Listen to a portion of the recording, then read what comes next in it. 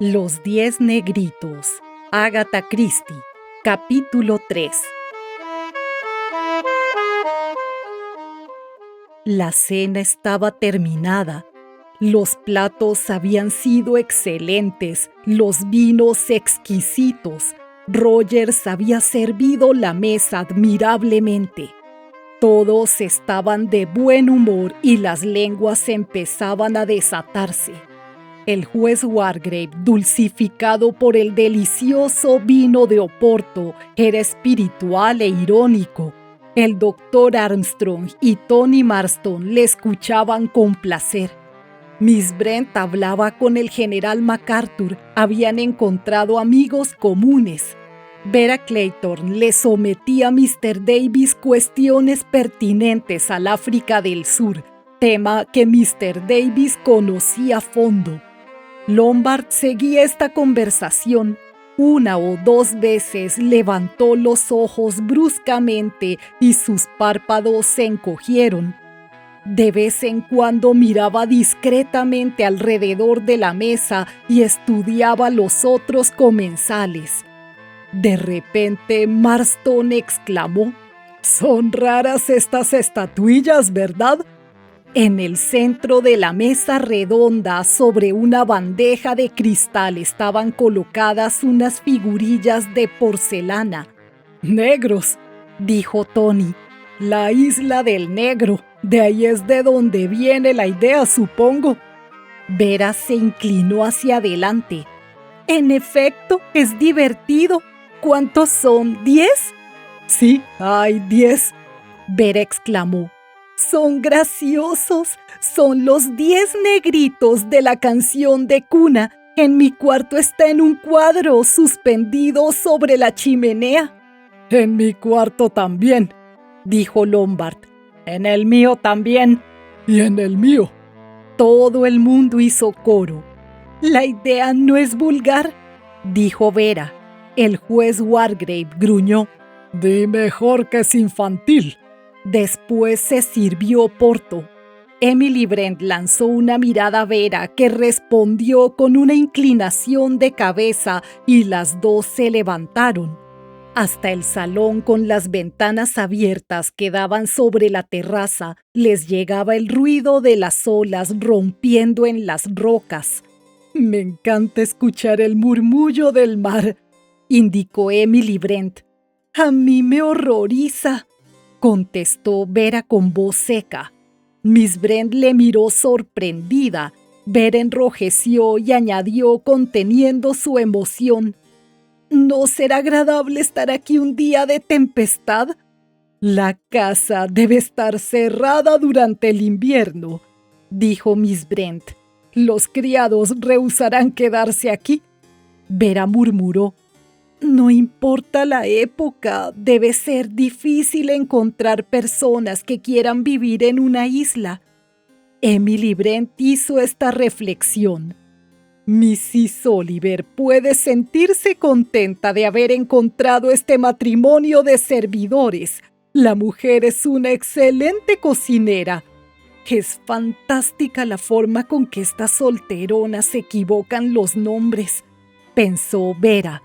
Y añadió con voz clara y lenta: «Tiene suerte Mrs. Owen, verdaderamente». Emily Brent sacó de su bolso una labor de punto y en el momento en que cogía las agujas se detuvo y preguntó a su compañera: «¿Owen? ¿Ha dicho usted Owen?» «Sí, en mi vida había oído ese nombre», Vera dedujo. «Pero bueno». No pudo terminar la frase. La puerta se abrió dando paso a los hombres. Les seguía Rogers trayendo el café en una bandeja. El magistrado se sentó al lado de Miss Brent y Armstrong al lado de Vera. Tony se dirigió hacia la ventana, que seguía abierta. Blob examinaba con asombro una estatuilla de bronce, preguntándose cándidamente si esas formas angulosas representaban el cuerpo de una mujer. El general MacArthur, de espaldas a la chimenea, se atusaba su corto bigote blanco. La cena había sido espléndida y se regocijaba de haber aceptado la invitación. Lombard hojeaba el punch puesto con otros periódicos en una mesita cerca de la pared. El criado sirvió el café negro, fuerte, ardiendo. En resumen, todos los invitados estaban encantados de la vida después de la copiosa y exquisita cena. Las agujas del reloj señalaban las 9:20. En el salón reinaba un silencio de confortable beatitud. En medio de este silencio se oyó una voz inesperada, sobrenatural. «Señoras y caballeros, silencio, por favor». Todos se sobresaltaron, se observaron unos a otros y escudriñaron las paredes. ¿Quién había hablado? La voz continuó alta y clara. «Los acuso de los siguientes crímenes. Edward George Armstrong, usted causó la muerte de Louisa Mary Bliss el 14 de marzo de 1925.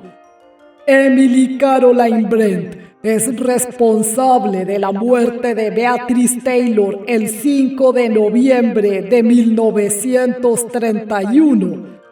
John Gordon MacArthur, usted envió a la muerte con la mayor sangre fría al amante de su mujer, Arthur Richmond, el 4 de enero de 1917.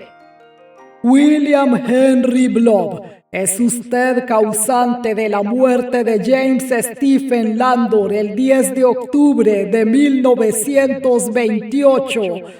Vera Elizabeth Clayton, el 11 de agosto de 1933, mató usted a Cyril Oglip Hamilton. Philip Lombard, en el mes de febrero de 1932, llevó a la muerte a 21 hombres miembros de una tribu de África Oriental. Anthony James Marston, el 14 de noviembre último, mató a John y Lucy Combs. Thomas Rogers y Ethel Rogers, el 6 de mayo de 1929, dejaron morir a Jennifer Brady. Lawrence John Wargrave, el 10 de junio de 1934, condujo a la muerte a Edward Seton. Acusados, ¿tienen ustedes algo que alegar en su defensa? La voz acusadora se calló. Después de un instante de silencio absoluto, se oyó el ruido de una vajilla. A Roger se le cayó de las manos la bandeja con el servicio del café. En ese mismo momento les llegó del vestíbulo un grito y el ruido de una caída.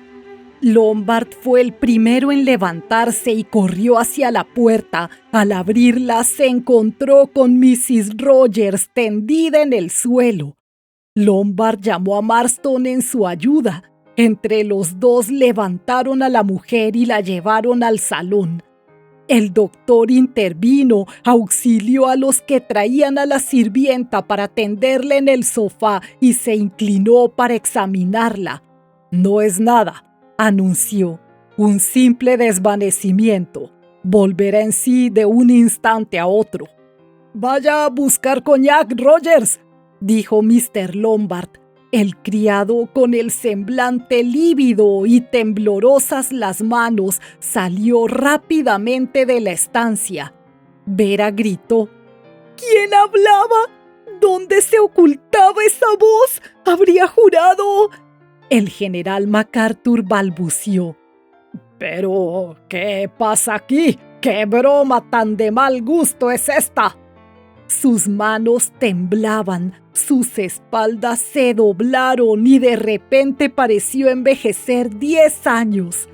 Blob se secó el sudor de la cara con el pañuelo. Solo el juez Wargrave y Miss Brent quedaron impasibles en apariencia. el busto erguido y la cabeza alta, Emily Brent tenía los pómulos sonrojados. El magistrado conservaba su actitud acostumbrada con la cabeza gacha. Con una mano se rascaba suavemente la oreja. Solo sus ojos se movían. Su mirada perpleja y brillante de inteligencia husmeaba todos los rincones del salón. Viendo al doctor ocupado con la mujer desvanecida, Lombard tomó la iniciativa de responder a las preguntas formuladas por Vera y el general. Esa voz parecía venir desde la habitación en que estamos. ¿Pero quién hablaba? ¿Quién? Desde luego ninguno de nosotros, exclamó Vera. Lo mismo que el juez Lombard recorría con la mirada todos los rincones de la habitación. Su mirada se posó en el ventanal y movió la cabeza dudando. De repente sus ojos brillaron y con paso rápido se dirigió hacia una puerta cercana a la chimenea que daba a una estancia contigua. Abrió la puerta bruscamente y lanzó una viva exclamación. ¡Esta vez lo encontré! Los demás se unieron inmediatamente. Solo Miss Brent se quedó sentada en la butaca.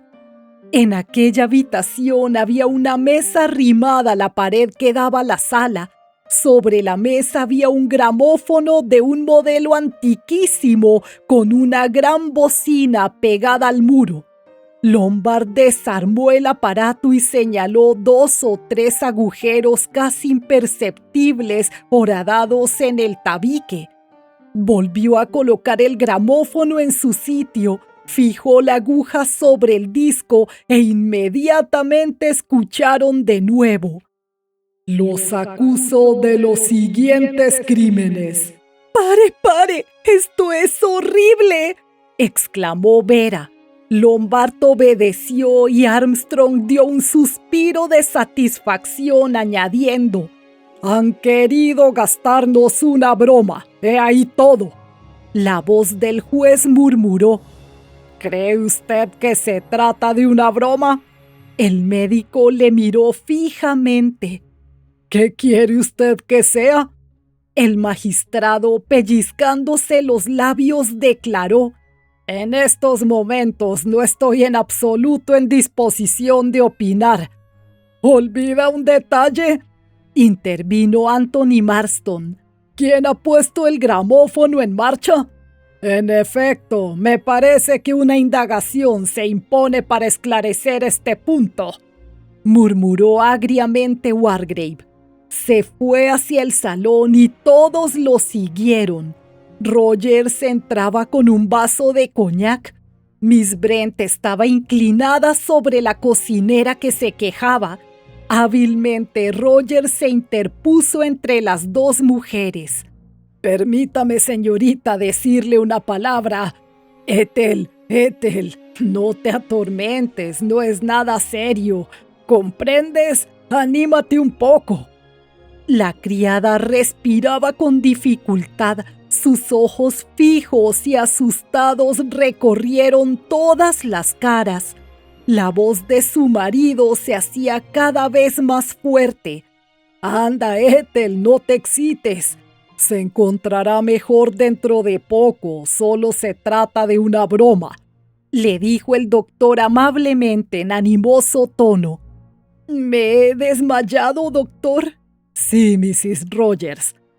«Esa voz, esa horrible voz, como si fuera la de un juez».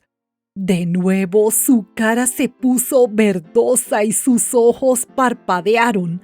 El doctor pidió vivamente: «¿Dónde está el coñac?».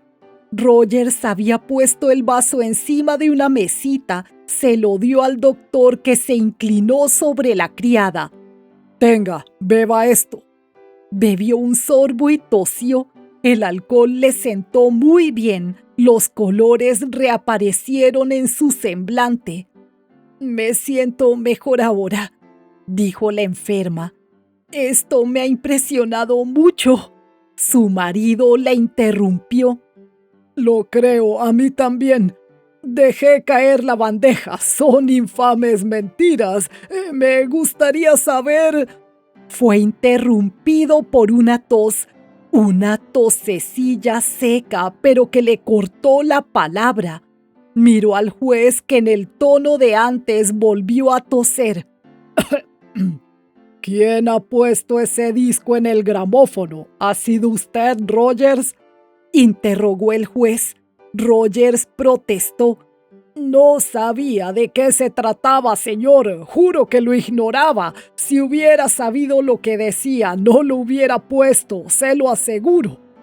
El juez profirió con voz brusca.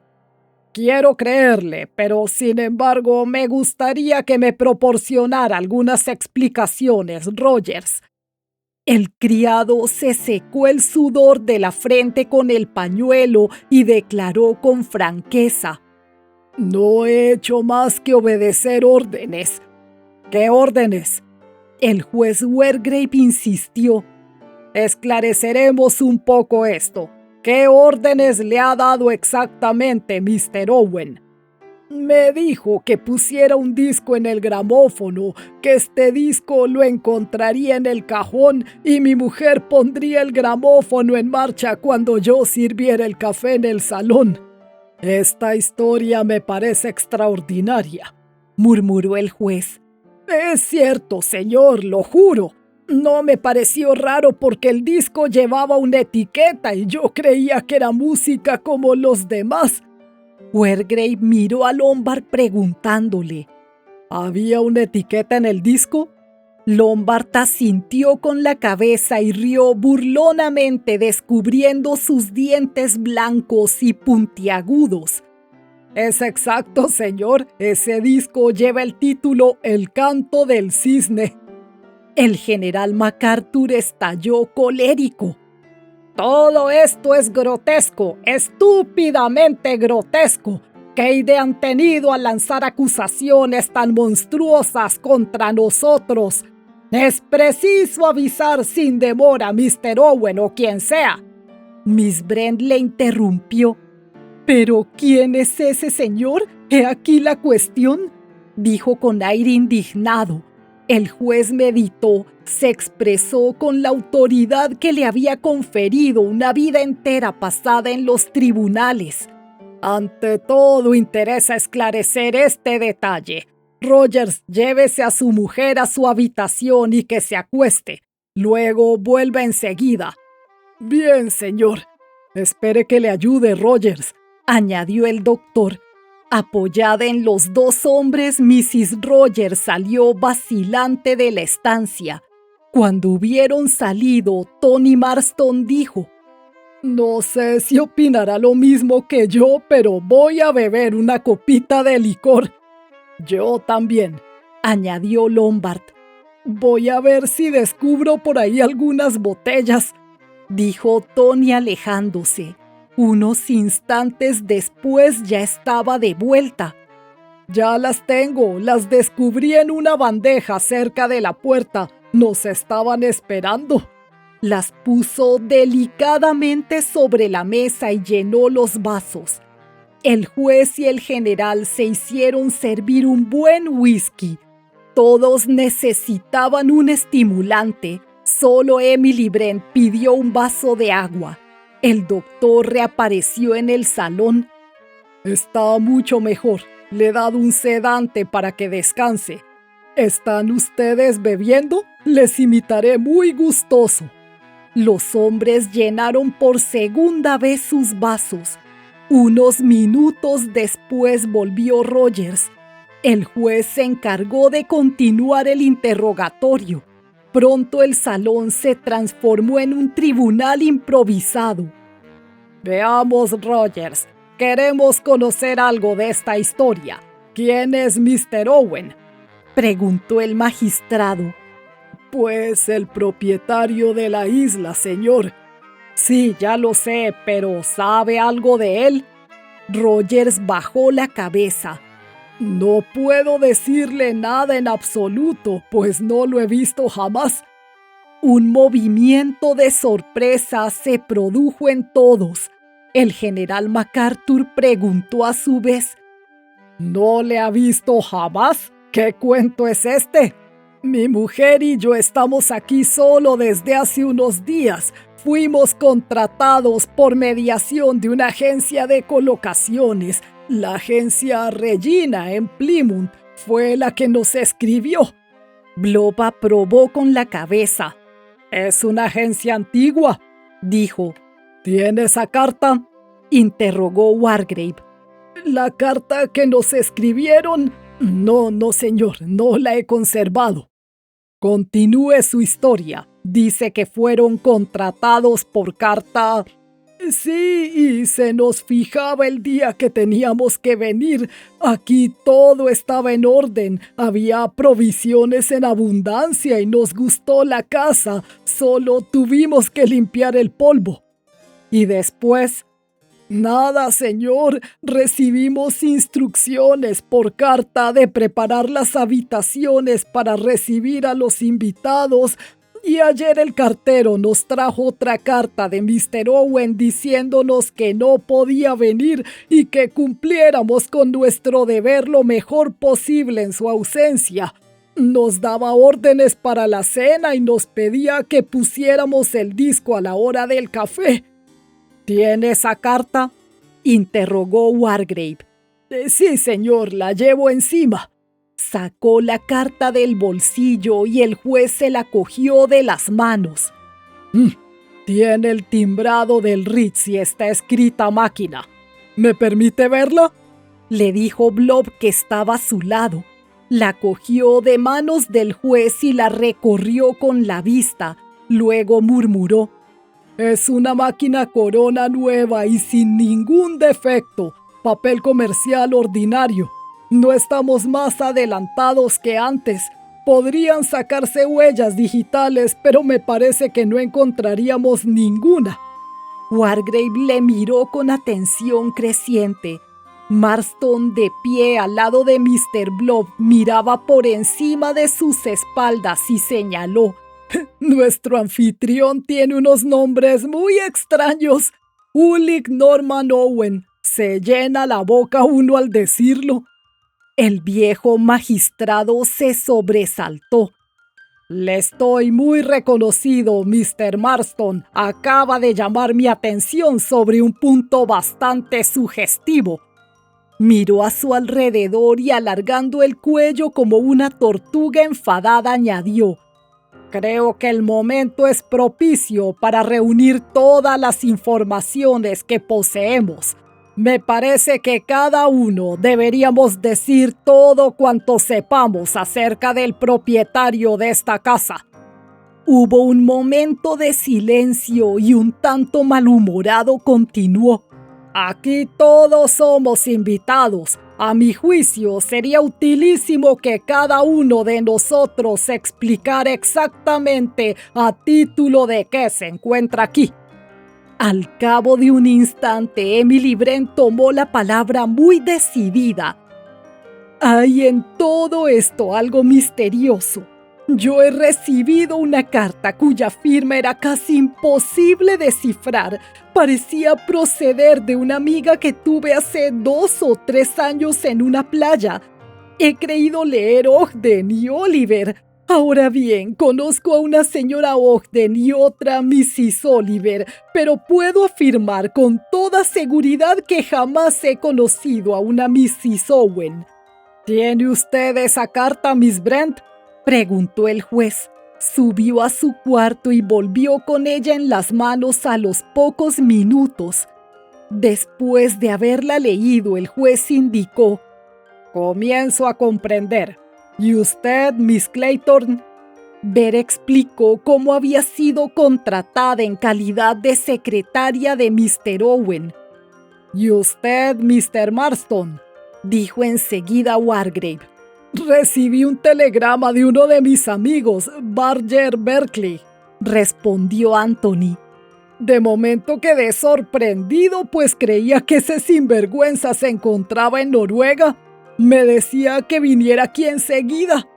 El juez inclinó la cabeza y añadió: Doctor Armstrong, ¿qué tiene que decirnos? Yo vine aquí a título profesional. Bien, ¿y no tiene usted ninguna relación con la familia Owen? No, solo el nombre de uno de mis colegas será simplemente citado en la carta. Desde luego esto prestaba más verosimilitud, añadió el magistrado. ¿No le daba a usted tiempo de entrevistarse con su colega? No, no me fue posible. Lombard, que examinaba la carta de Blob desde hacía un momento, dijo de repente: «Escuche, acaba de ocurrírseme una idea». Wargrave levantó la mano. «Espere un minuto». «Pero sí, vamos por orden, Mr. Lombard. En este momento estamos aclarando las causas que motivaron nuestra asistencia aquí. General MacArthur». Atusándose siempre el bigotito, el viejo militar murmuró: «Recibí una carta de este Mr. Owen. Me hablaba de unos viejos camaradas míos que podía encontrar aquí y me pedía sus excusas al hacerme la invitación de esta forma. No he guardado la carta». Wargrave llamó: «Mr. Lombard». El cerebro de Lombard no había estado inactivo.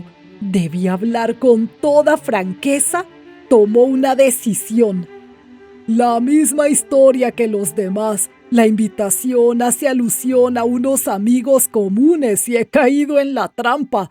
Por desgracia, rompí la carta». Wargrave se volvió hacia Mr. Blob y mirándole fijamente añadió: «Acabamos de pasar por una prueba muy desagradable.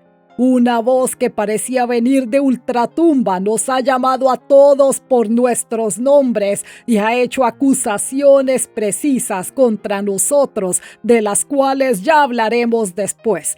Ahora lo que interesa es un detalle menos importante. Entre los nombres citados oímos el de William Henry Blob, pero entre nosotros nadie se llama así. En cambio, el de Davis no ha sido mencionado. ¿Qué dice a esto, Mr. Davis?» «¿Por qué ocultarlo por más tiempo? Yo no me llamo Davis». «Entonces, ¿usted es William Henry Blob?» «Sí». «Permítame decirle una palabra», añadió Lombard. «Mr. Blob, no solo se ha presentado usted con un nombre falso, sino que además le he sorprendido mintiendo. Usted pretendía que venía de Natal. Conozco muy bien África del Sur y puedo jurar que no puso allí jamás los pies». Todas las miradas convergieron sobre Blob, miradas cargadas de cólera y desconfianza. Marston se abalanzó sobre él con los puños crispados. «Ahora dígame quién es, sinvergüenza». Blob se echó hacia atrás apretando sus mandíbulas y contestó: «Ustedes se equivocan. Tengo mis papeles y puedo enseñárselos. He pertenecido a la policía y dirijo actualmente una agencia de detectives en Plymouth y fui requerido para venir aquí por Mr. Owen. Adjunta en su carta había una gran cantidad de dinero para mis gastos y me daba las instrucciones que debía seguir.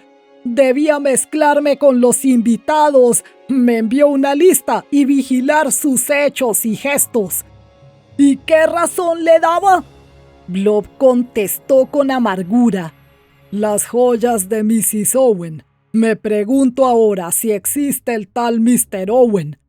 El juez repuso: «Las conclusiones me parecen lógicas. Ulrich Norman Owen. En la carta dirigida a Miss Brent el apellido era legible, pero el nombre se podía leer una Nancy O, es decir, siempre U.N. Owen. Con un poco de imaginación y fantasía se podría reconstruir la palabra inglesa unknown, es decir, desconocido». «Pero esto es fantástico, es una locura», exclamó Vera. El juez repuso: «Tiene usted razón, Miss Vera. Estoy seguro de que hemos sido invitados por un loco, probablemente un maniático del crimen».